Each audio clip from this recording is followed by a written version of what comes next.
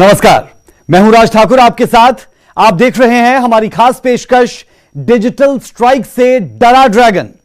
भारत की digital strike से dragon हिल चुका है क्योंकि इससे उसके हाथ से 80 करोड़ लोगों का ऐसा बाजार निकल जाएगा जिनसे मोटी कमाई कर वो दुनिया को हथियारों की गर्मी दिखा रहा था।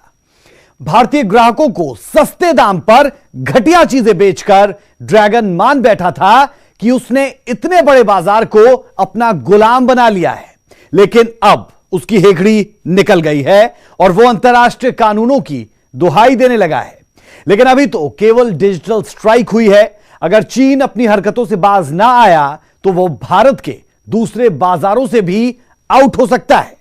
यही नहीं, भारत की पहल के बाद दुनिया के कई दूसरे मुल्क भी उसे अलग थलग कर सकते हैं। तो हम कह रहे हैं डिजिटल स्ट्राइक से डरा ड्रैगन। शांतिप्रिय देश भारत के साथ सीमा पर तनाव पैदा करके अब तक चालबाज चीन को यह तो समझ आ चुका होगा कि उसने भारत से टकराकर बहुत बड़ी गलती कर ली है। इस बार चीन को सिर्फ बॉर्डर पर ही जवाब नहीं मिल रहा, बल्कि भारत ने जो डिजिटल स्ट्राइक की उससे भी ड्रैगन बिलबिला उठा है। तो अब ये सभी एक साथ देश के साथ खड़े हैं। ओए ਅਸੀਂ ਲਾਹੌਰ ਗਏ ਹੁੰਨੇ ਆ ਸਿਆਣੇ ਬੰਦੇ ਦੀ ਸਾਨੂੰ ਸਮਝ ਆਵੇ ਜਾਂ ਨਾ ਆਵੇ ਚਲਾਕ ਬੰਦੇ ਦੀ ਅਸੀਂ ਅੱਖ ਪੜ ਲੈਨੇ ਆ। ਉਹ ਮਿਹਨਤ ਅਸੀਂ ਟਿਕਟੌਕ ਤੇ ਕੀਤੀ ਸੀ, ਮਿਹਨਤ ਹੀ ਅਸੀਂ ਕਿਸੇ ਹੋਰ ਪਲੇਟਫਾਰਮ ਤੇ ਕਰ ਸਕਦੇ ਹਾਂ। YouTube ਤੇ ਵੀ ਐਕਟਿਵ ਹੈਗੇ ਆ, ਬਾਕੀ ਅਸੀਂ ਮਿਹਨਤ ਥੋੜੀ ਵੀਡੀਓਜ਼ ਤੇ ਵੀ ਕਰ ਰਹੇ ਹਾਂ, ਉੱਥੇ ਵੀ ਐਕਟਿਵ ਸੀਗੇ। ਕੋਈ ਜ਼ਰੂਰੀ ਨਹੀਂ ਹੁੰਦਾ ਕਿ ਨਾ ਆਪਾਂ ਕੀ ਜੇ ਟਿਕਟੌਕ ਕੀ ਤਾਂ ਆਪਣਾ ਟੈਲੈਂਟ ਹੁੰਦਾ ਵਾ ਬੰਦੇ 'ਚ, ਸਿਰਫ ਟਿਕਟੌਕ ਤੇ ਨਹੀਂ ਆਪਾਂ ਸ਼ੋਅ ਕਰ ਸਕਦੇ। ਟੈਲੈਂਟ ਹੁੰਦਾ ਵੀ ਕੋਈ ਵੀ ਐਪ ਹੋਊਗਾ ਸਾਡੇ 'ਚ ਜਿਹੜਾ ਟੈਲੈंट ਆ ਉੱਥੇ भी शो। भारत में इतिहास बनकर रह चुकी है। देश की सुरक्षा को देखते हुए भारत ने 59 चीनी ऐप्स को बंद करने में 59 मिनट की भी देर नहीं लगाई। एक ही झटके में इस पर पूरी तरह से प्रतिबंध लगा दिया गया। भारत सरकार के इस एक फैसले से चीन को कितनी बड़ी चोट पहुंची उसे भारत में चीनी दूतावास के बयान से समझ लीजिए। चीनी पक्ष भारत सरकार के इस फैसले से गंभीर तौर पर चिंतित है और इसी कदम का कड़ाई से विरोध करता है। चीन की माने तो बिना किसी ठोस वजहों के चीनी ऐप्स को लेकर भेदभावपूर्ण रवैया अपनाया गया। यह न्याय और पारदर्शिता के खिलाफ है और WTA के नियमों का उल्लंघन करता है।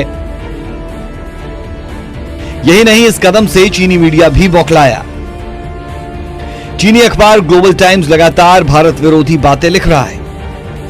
ग्लोबल टाइम्स के संपादक हु शी जिन ने ट्विटर पर लिखा, अगर चीनी लोग भारतीय उत्पादों का बहिष्कार करना भी चाहते हो तो भी वे असल में ऐसे भारतीय सामान नहीं खोज पाएंगे। भारतीय दोस्तों, आपके पास कुछ ऐसी चीजें होनी चाहिए जो राष्ट्रवाद से ज्यादा महत्वपूर्ण हो।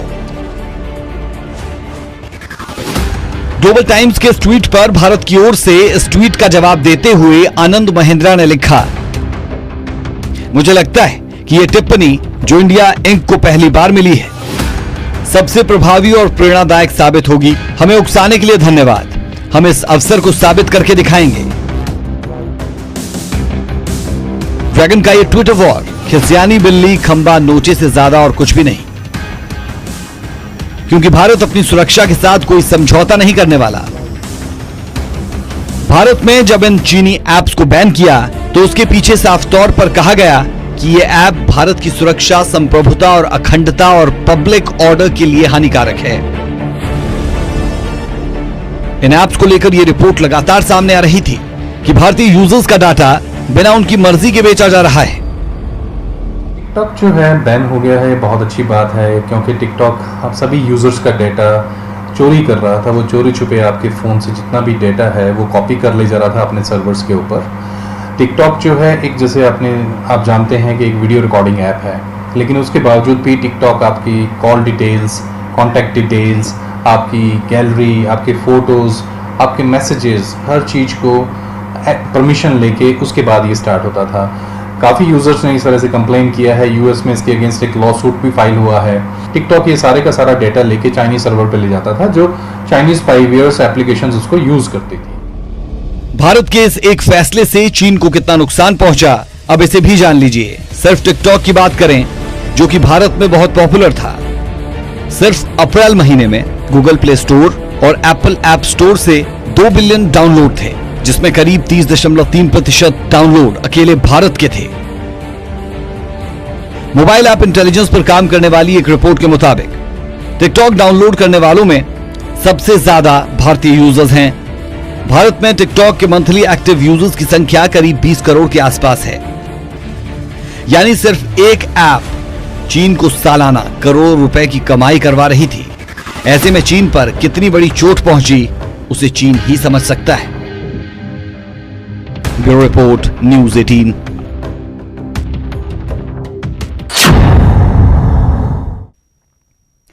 भारत से उलझना न केवल चीन को सीमा पर महंगा पड़ेगा, बल्कि इसका करंट उसकी अर्थव्यवस्था को भी झेलना पड़ेगा।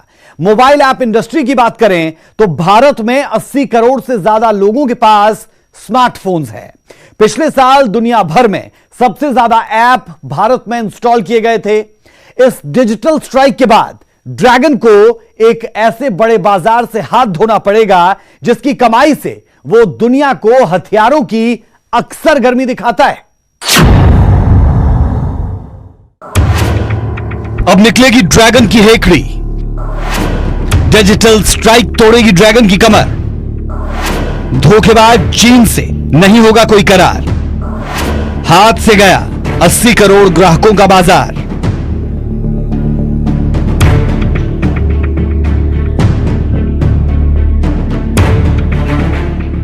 चीन पर भारत की डिजिटल स्ट्राइक उसकी कमर इस तरह तोड़ेगी कि जिस बाजार की कमाई पर वो दुनिया को हथियारों की गर्मी दिखाता था, वहां से उसे फूटी कौड़ी भी नहीं मिलने वाली। भारत चीन के लिए सोने का अंडा देने वाली मुर्गी थी। इसीलिए भारत से दुश्मनी की कीमत ड्रैगन को सदियों तक चुकानी पड़ेगी और उसकी आने वाली पीढ़ियां इस गलत नीति और फैसलों के लिए मौजूदा चीनी सरकार को भी जमकर कोसेगी। आंकड़ों पर गौर करें तो साल 2020 के शुरुआती 3 महीनों में ही दुनिया भर में 4.5 अरब से ज्यादा ऐप डाउनलोड किए गए, जिनमें से सबसे ज्यादा टिकटॉक था। अब भारत सरकार ने चीन के खिलाफ जो वर्चुअल स्ट्राइक की, उससे ड्रैगन की कमर टूट सकती है।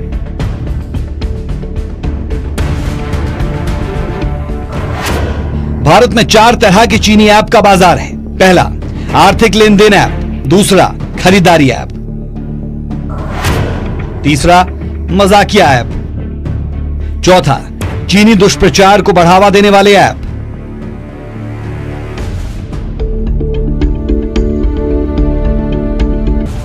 इस ऐप की कुल कमाई का 10% सिर्फ भारत से होता है। अब समझ लेते हैं कि केंद्र सरकार को 59 चीनी ऐप को प्रतिबंधित करने की जरूरत क्यों पड़ी। सरकार का तर्क है कि आईटी कानून की धारा 69A के तहत जिन 59 ऐप पर प्रतिबंध लगाया गया, उनसे जनता के निजी डाटा में सेंधमारी हो रही थी और इससे उनकी प्राइवेसी को खतरा था। ये ऐप ऐसी गतिविधियों में शामिल थी जिनसे देश की संप्रभुता, अखंडता, रक्षा और सार्वजनिक सुरक्षा को खतरा उत्पन्न हो रहा था।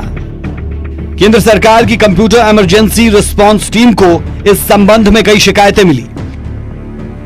वहीं भारतीय साइबर क्राइम समन्वय सेंटर ने पाया कि अमेरिका और सिंगापुर में कंपनियों के ऐप को ब्लॉक करने के बाद भी डेटा बहुत तेजी से चीन जा रहा है। टिकटॉक और कुछ अन्य ऐप की जांच में खुलासा हुआ कि कैमरा, माइक्रोफोन और फुल नेटवर्क एक्सप्रेस को इस तरह से बनाया गया कि किसी भी तरह की जासूसी को भारतीय अधिकारी पकड़ न पाए। आपको बता दें कि टिकटॉक पर घृणा फैलाने और सेक्सुअल कंटेंट को बढ़ावा देने के आरोप भी लग चुके हैं। हालांकि भारत की डिजिटल स्ट्राइक के बाद इन कंपनियों की टिप्पणी नहीं मिल सकी, लेकिन वेंचर इंटेलिजेंस के अनुसार अलीबाबा, टेसेंट, टीआर कैपिटल और हिल हाउस कैपिटल सहित चीनी निवेशकों ने 2015 से 2019 के बीच भारत के स्टार्टअप क्षेत्र में $5.5 अरब से अधिक निवेश किया। इसीलिए इस फैसले के बाद उन्हें तगड़ा झटका लगा है और उन्हें कई करोड़ डॉलर का नुकसान भी होगा। Bureau report, news 18।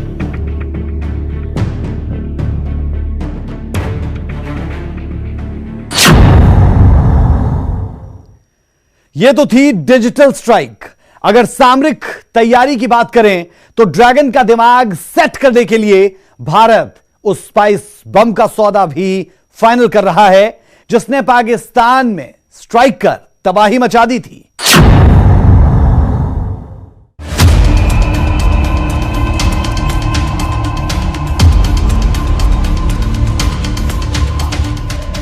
इजराइल से भारत को मिले इस बम का खौफ आज भी पाकिस्तान के रहनुमाओं के दिल और दिमाग से गया नहीं है।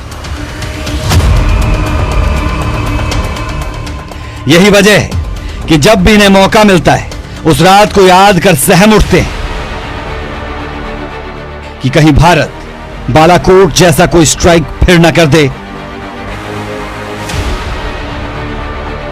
मैं आपसे मोहित यूसुफ साहब ये जानना चाह रहा हूं कि एजाज वान साहब का ख्याल है कि हिंदुस्तान ने करना ही करना है, अभी नहीं करना तो 6 महीने बाद करना ही करना है। DGISPR की बात आपने सुन ली है, तो क्या फिर हम इस खिते में हम एक नई न्यूक्लियर वॉर की तरफ बढ़ रहे हैं? अभी चीफ ये स्टेटमेंट अगले दिन जब वो ईद पढ़ने के लिए ट्रुप्स के साथ गए थे उन्होंने भी ये कहा था। मुझे इसमें कोई शक नहीं है कि पाकिस्तान आर्मी की कैपेबिलिटी भी है, प्रिपरेशन भी है और रिजॉल्व भी है। दे विल रिस्पॉन्ड, अगर इंडिया कुछ करेगा तो दे विल रिस्पॉन्ड। लेकिन मेरे ख्याल में हमें जो कुछ 2-4 स्टेप्स और करने चाहिए।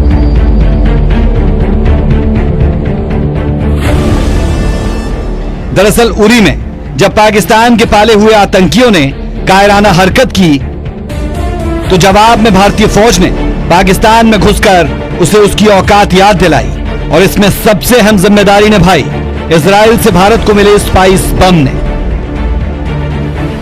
जिसे याद कर आज भी पाकिस्तान का कलेजा कांप उठता है। और अब चीन से भारत की तनातनी के बीच भारत ऐसे ही और स्पाइस बम को खरीदने पर विचार कर रहा है। दरअसल हाल ही में सरकार की ओर से सेना को गोला बारूद खरीदने के लिए तत्काल 500 करोड़ रुपए जारी किए गए, जिसे लेकर अब खबरें आ रही हैं कि इसी पैसे से वायुसेना और स्पाइस बम खरीदेगी। अब जरा इस बम की खासियत भी जान लीजिए। आपको बता दें, यह बम इजराइल निर्मित है और अपने सटीक लक्ष्य को भेदने के लिए जाने जाते हैं। यह बम किसी भी प्रकार की बिल्डिंग और बंकर को तबाह करने में सक्षम है। अगर इस बम के वजन की बात करें तो 900 किलोग्राम से लेकर 1000 किलोग्राम तक इसका वजन रहता है। यह बम हवा से जमीन पर मार करता है। यह बम अपने लक्ष्य को भेदने में इतना कारगर है कि इस स्मार्ट बम के शीर्ष पर एक कैमरा लगा होता है जो लक्ष्य को साधने में 100% सफल है। दिन हो या रात, किसी भी समय यह बम अपने दुश्मन पर निशाना साधने में सक्षम है। आप ऐसा कह सकते हैं कि यह बम नहीं, भारत का ब्रह्मास्त्र है जो किसी भी हाल में दुश्मन पर वार करता है। यही वजह है कि भारतीय वायुसेना इस बम का बहुत पहले से इस्तेमाल करती आई है, लेकिन अब चीन से चल रहे विवाद के बीच इसे और ज्यादा संख्या में खरीदे जाने पर बात हो रही है। Bureau report, news 18।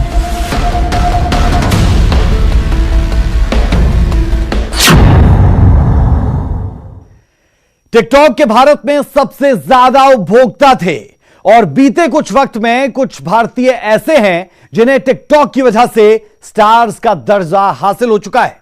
इसीलिए जाहिर है कि यह ऐप बंद होने से उन्हें नुकसान होगा, लेकिन जब फैसला देश हित में लिया जाता है तो किसी का निजी नुकसान कोई ज्यादा मायने नहीं रखता।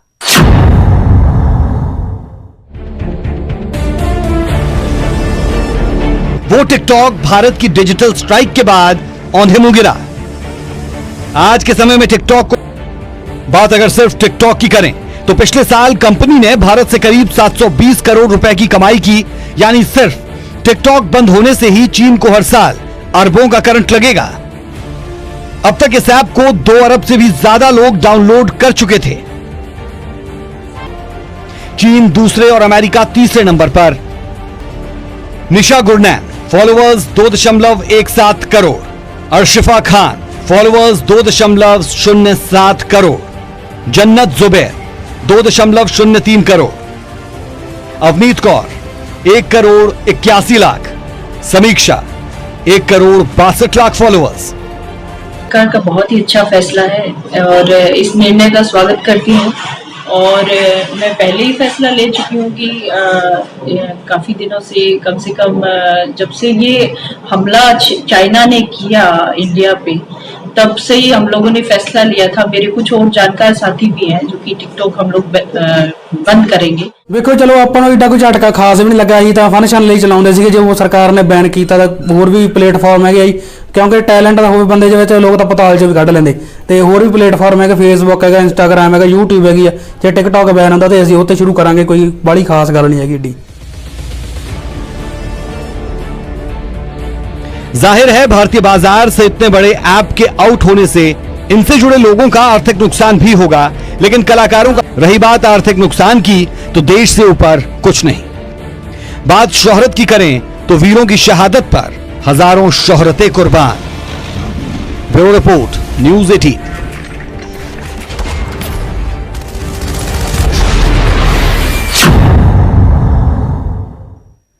और इसीलिए हम कह रहे हैं डिजिटल स्ट्राइक से डरा ड्रैगन। हमारी इस खास पेशकश में अभी के लिए इतना ही। खबरों की ताजा अपडेट के लिए आप देखते रहिए, बने रहिए न्यूज़ 18 पंजाब हरियाणा हिमाचल के साथ। मुझे और मेरी पूरी टीम को दें इजाजत। नमस्कार।